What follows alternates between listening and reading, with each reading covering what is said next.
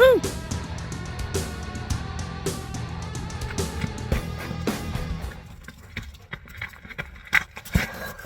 Boy, do I got a good one today.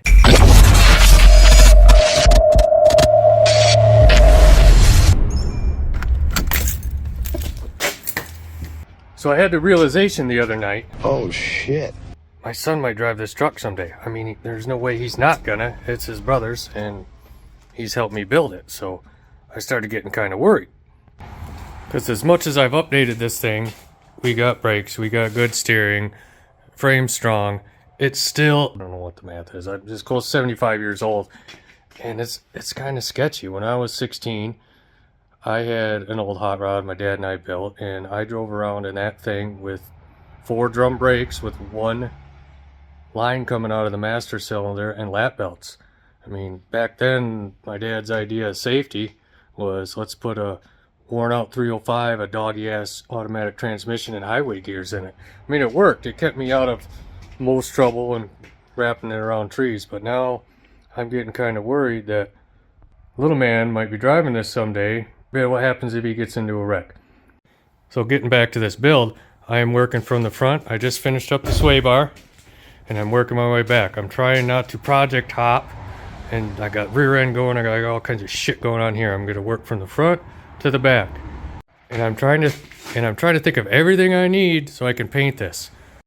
And what's going to piss me off the most, if I get this thing all clear coated, shined up, looking beautiful, if I got to drill a hole into it or put a bracket on it or just do something, I'm going to go mad. So I've been racking my brain a lot lately. So I have a lot of all my brake hangers. These are for the lines. I got exhaust hangers, a couple other tabs, I don't know what for yet. I want to have provisions for wire harness, transmission lines, all my AN stuff, all the way back to tank. All that is going through my brain right now, trying to figure it out and make sure everything's there.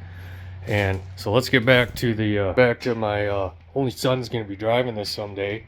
And if he's anything like me, he's going to be hard on shit. So what I want to do, I want to put at least a hoop in this cab. I don't have a bender. I'm trying to plan my budget for the summer. I might buy a bender and some DOM tubing and see how good I can make it. I want to at least put a hoop in the back, something to securely mount the seats to. I got some nice high back seats and at least a shoulder belt. So I started looking for frame mounts for roll cage, because I can buy parts right now that I can mount to this frame so that a year from now or whenever I get around to putting a hoop in this, I don't have to hack up my frame and I can actually securely mount them, because I know where my cab mounts are.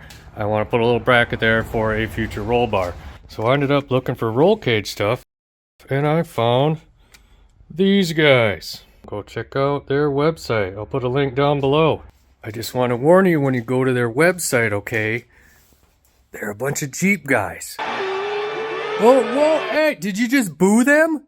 Settle down. I'm not talking about these Jeep guys. I'm talking about these Jeep guys. Purpose-built, off-road, ass-kicking machines. I know that's a little bit different than what I'm doing here, but it's still, we're still modifying factory vehicles to do shit that they're not supposed to do. So if you go to their page, you could probably find some parts that can relate to your build. So check them out. Okay, before you get too upset, try to explain it to me. Go down to the comment section. Tell me what the ducky thing is. I don't get it.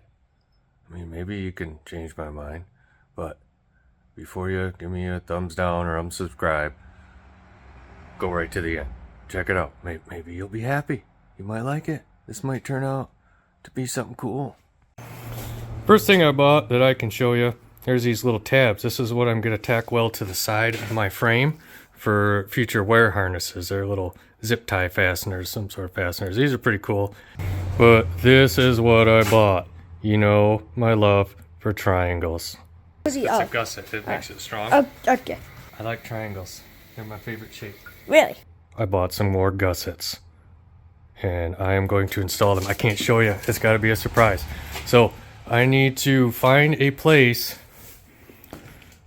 to put these gussets. And I know I have gussets everywhere, but I need to find a place to put them where I could see them, at least when I change the oil or something. Yeah, that's the only place for them. They fit right in there.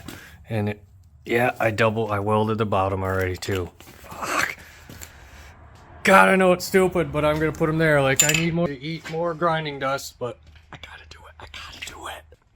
So hang in there. I need to cut that freshly painted gusset out and weld in something different just to make myself laugh. And while you're waiting, why don't you go down and hit that subscribe button, okay? And yeah, you're probably not going to see the boy in this video because I'll probably get some Karen to report me. So he'll be in the next one. That sucked. There we go. Cut him out.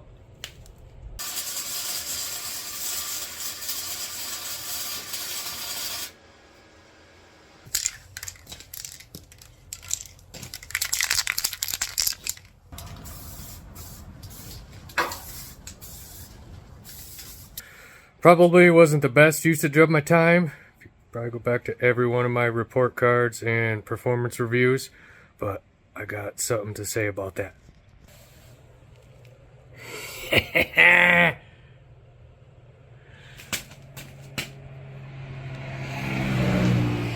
There. I can't believe I found these. Something dumb, but it makes me laugh. My luck, the 5.3 won't fit in there now. Watch it hit the oil filter or something stupid. Just to piss me off. That's kind of how things go for me. Thanks for hanging out with me. If you don't like it, there. The rest of it's gonna go quick. Got a couple little pieces to box in. I gotta clean up my body mounts, and I'm back here on the rear axle. I have another sway bar. We're gonna swap in there.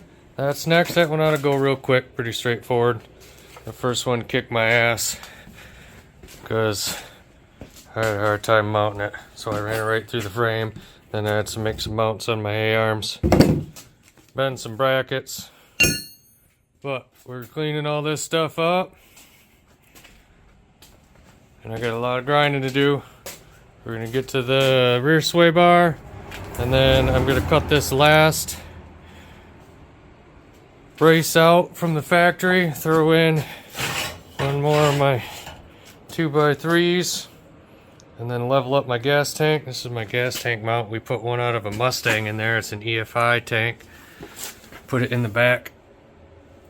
Get it out of the cab, put it in the back where it belongs, but now that I got the truck sitting at the ride height, it's a little crooked. It drops in the back. Alright. Thanks for hanging out. See you on the next one.